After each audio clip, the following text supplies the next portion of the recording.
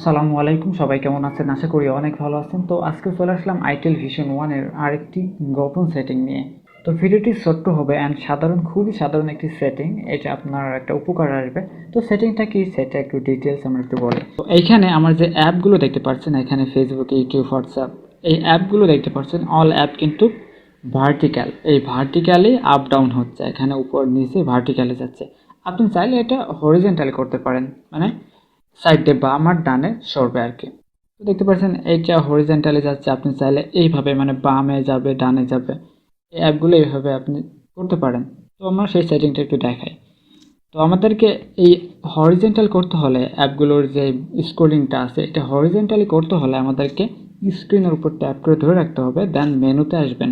তো মেনুতে আসার পর আপনি এখানে দেখতে পাচ্ছেন scrolling direction A to Z and vertical আসছে, এটাকে আমরা হরিজেন্টাল করে দিব। দেন এটাকে আমরা কেটে দিই।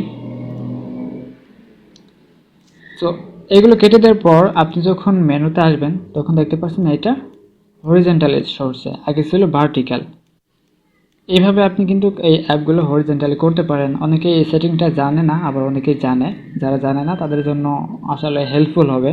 তো আজকের ভিডিও এই পর্যন্ত। যদি ভিডিওটি ভালো লেগে থাকে অবশ্যই ভিডিওতে একটা লাইক করবেন অ্যান্ড আমাদের চ্যানেলটা অবশ্যই সাবস্ক্রাইব করবেন। ধন্যবাদ।